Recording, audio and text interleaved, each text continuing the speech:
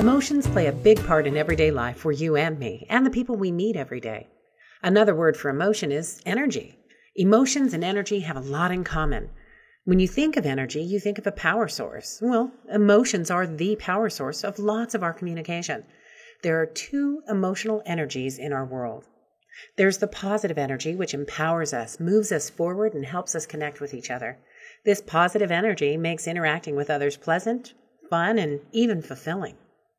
Negative emotional energy complicates communication and makes it difficult for us to connect with each other. We are emotionally drained when we have to deal with energy that's negative.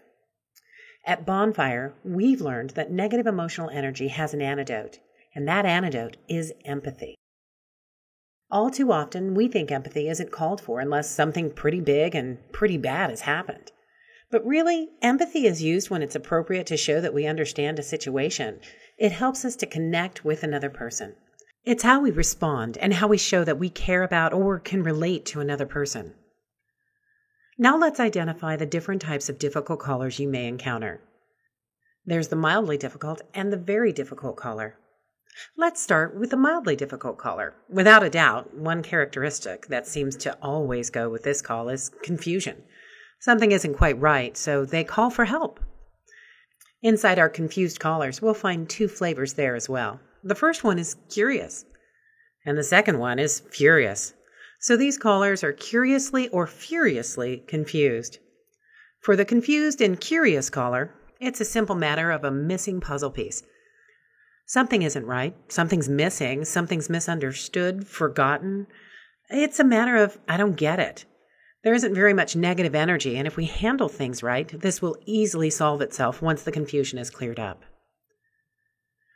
For the confused and furious, there is that same missing puzzle piece, but there's added emotional energy involved, and it's negative. This furiously confused caller is agitated. They're frustrated, steamy, edgy, a little hot under the collar. And now here comes trouble. This emotional energy has enough negative power to draw us in.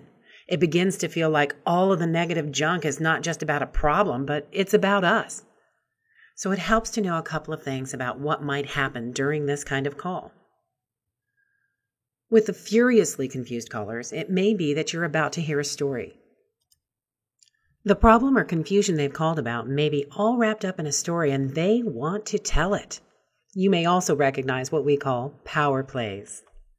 Communication that's designed to get you to pay attention.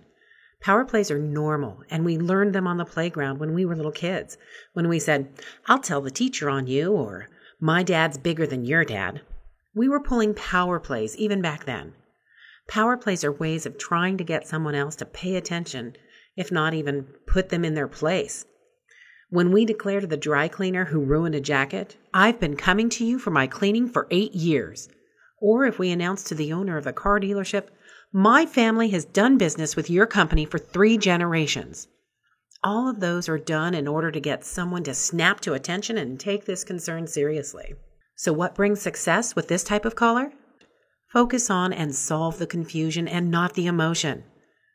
For many people, when the confusion is solved, so is the negative emotion, and sometimes they even say, "Oh, now I get it," as if a big, giant light bulb just went off above their head.